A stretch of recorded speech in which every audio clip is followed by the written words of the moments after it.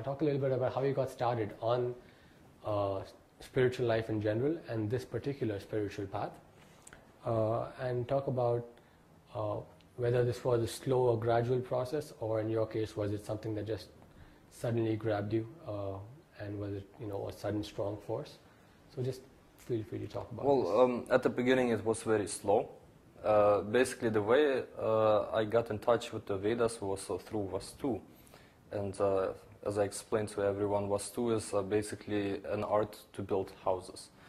Houses, different kind of buildings and whatever. It's similar to Feng Shui, but Vastu is more reliant than Feng Shui, and it adapts to any personality, basically, personalities.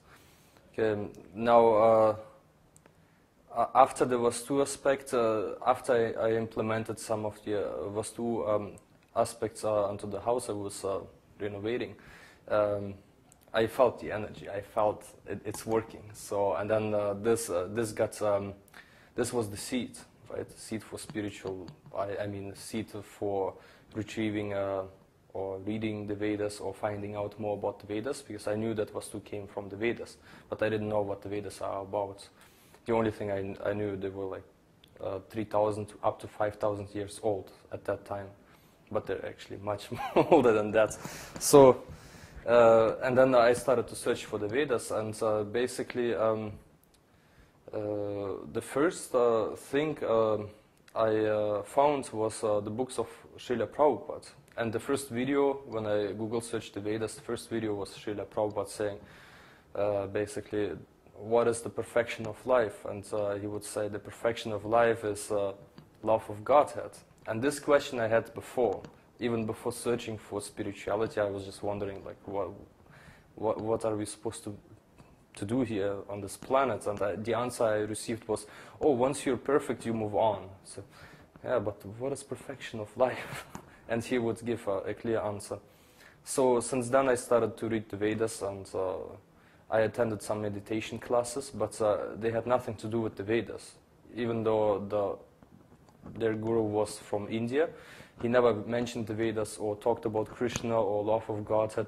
It was just plain Mayavadi philosophy, meditation on nothingness. And, well, I did that for a couple of weeks until I read a book from him, which indicated like a spiritual master has to come back to this earth every 300 years. I was like, oh, I didn't want to come here anymore. So I dropped it. But the whole reason to starting the spiritual journey was actually in 2003, around that. So because this is when my southern period started, and all the problems, all the karma, good, bad, whatsoever, started to appear. And I was like, wow, what's going on? And every time I would turn towards spirituality, it would I would feel a release, and it would feel good. And then if I would turn back to rascal life, it's like, then I would feel it again. All these bad things would come right away.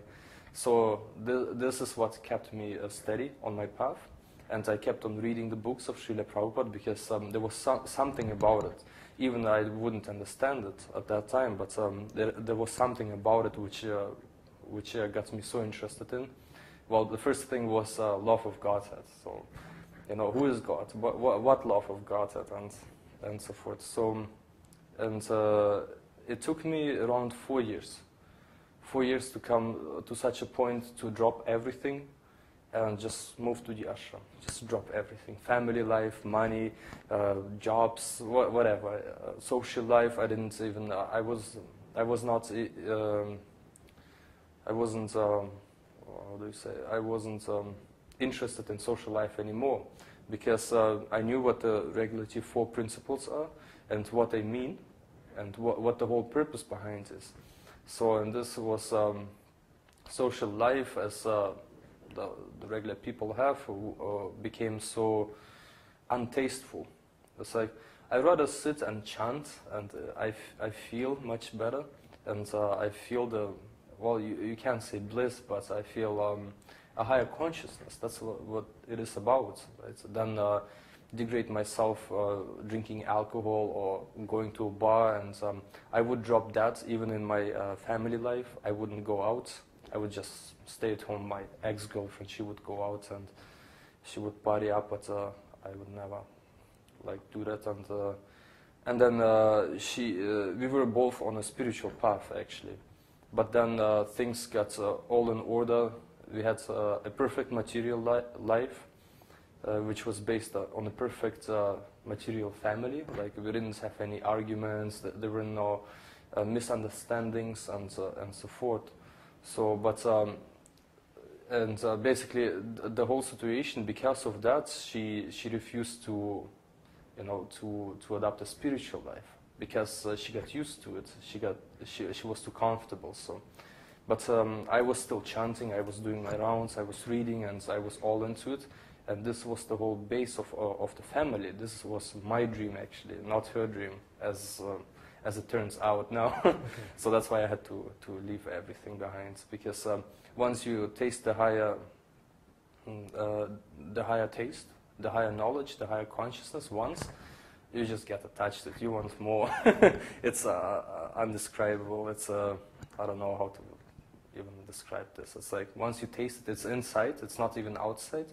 It's not a dual material thing which you can see, touch, whatever, but it's an emotion. It's a love. It's something inside which opens. Once you water the seed of spirituality, it opens up and wow, and you want more, and that's it. Was there something specific that happened that made you come to this decision that, yes, I want to give my complete life to God, or was it just at some point you took a deeper look within yourself and realized that you were ready? Well, both. The things happen with this. If you're in a family life, your wife or your husband, and in any case, you have to be on an equal path. You come to such a point where you can't go any further by yourself. There must be someone who goes along with you. So if that's not the case, then you're basically stuck. There is a wall and you can't progress further. So even with the spiritual master telling you what to do, even in your family life, it's impossible. And I realized that. I was going to try it still. That's why I didn't go to bars and to whatever social gatherings.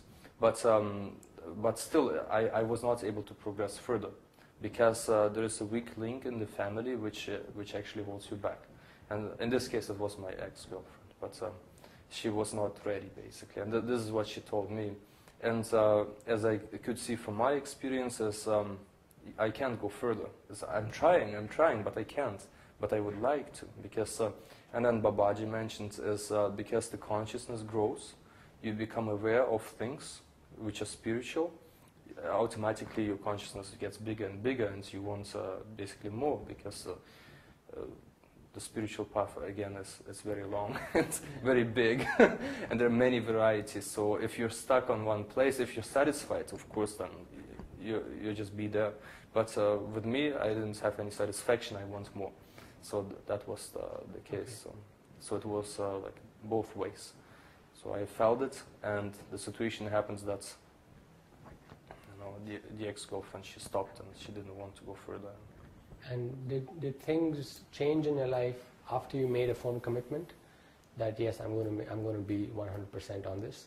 Did you find that, you know, your life suddenly changed? There were suddenly all these people trying to jump on you and stop you? Or oh yeah, it's like they even jumped on me before. It's like, why are you not eating meat? Why aren't you drinking? Why aren't you doing this and that? And oh, sex life? You're trying to control your sex life? It's like your senses, or you're a loser, you know. And but these are all material rascals, because they have no idea how to do it, and they can't even do it. So it's once I read an article about it, like the urge in a man comes every morning. So, but you know, it's like, and it's uncontrollable. You can't control it. Basically, that's what the scientists say, right? But, yeah, whatever. But yes, lots of opposition from everyone, pretty much. Friends, family, and even my employers. It's like, but would you like to know any specifics, or? Yeah, I mean, can you talk a little bit about how you dealt with these issues that came up in your life? Oh, how I dealt with them. And you can talk about specifics or general. Oh, okay. Well, basically, I was stubborn. I have a stubborn personality, or determined. So I was determined to follow the spiritual path. That's it. So my conclusion, because I did research before on spirituality, like I was reading Buddhism, I was reading Christianity, Russian Orthodox, whatsoever. So all those topics, and they would not give any conclusions. No real conclusions, no real paths to go, nothing. They would just talk, or even New Age. I was reading lots about New Age, and they would talk about awareness and